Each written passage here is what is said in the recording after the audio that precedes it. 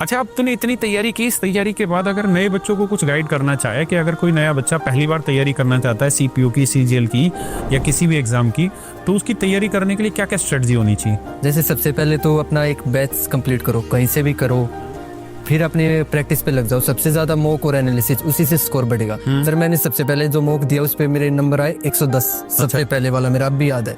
फिर उसके बाद धीरे धीरे एनालिसिस की और सर मैं 180 नंबर लेके आया लास्ट में, जो मेरे ऐसे। तो कोई एक ऐसी स्टेज भी आई जहाँ मॉक टेस्ट का स्कोर ही नहीं बढ़ रहा हो? हाँ सर, एक स्टेज आई जा 135 140 के पास, इसके बाद मेरा स्कोर नहीं बढ़ा। उस टाइम तो मैं तंग भी हो गया था कि यार कैसे बच्चे 160 के आसपास भी लेके चले जाते हैं। फिर क्या किया? फिर उसके बाद सर 1 महीना और लगा मॉक और एनालिसिस, ये मैं लिखता रहता कि मेरा क्वेश्चन क्यों गलत हुआ।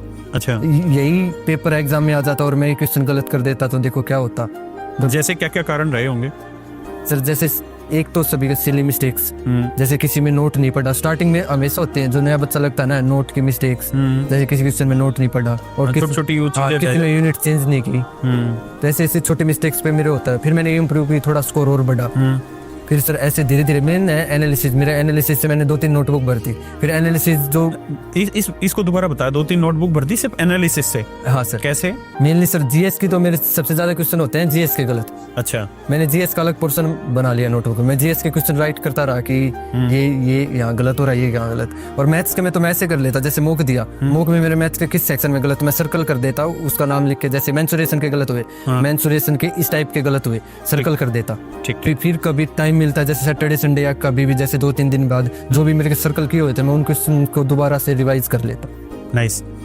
और देखो इस बच्चे ने बहुत अच्छी चीज कही कि 2 से 3 कॉपी इसने भर दी एनालिसिस के लिए। और मैं जो ऑनलाइन में एक चीज आपको कह रहा था ना कि ऑनलाइन में आज के टाइम में जो एक सबसे बड़ी कमी है वो यही है कि बच्चा ना खुद से बहुत बार एनालिसिस नहीं कर पाता उतना अच्छे से, उसको चाहिए कोई दूसरा एनालिसिस उसके लिए करके दे दे।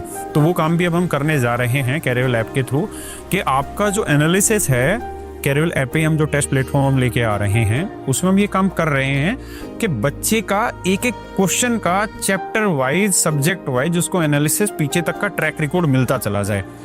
तो मेरे प्यारे बच्चों, ये एनालिसिस वाला जो पोर्शन है ये बहुत जरूरी है। जितने भी टॉपर्स हैं उनके इस वाले सेक्शन को ध्यान से सुना करें, क्योंकि यहाँ से कुछ ना कुछ नई चीज सीखने को मिलती है, बाकी चीजें तो सबकी अलग अलग होती है।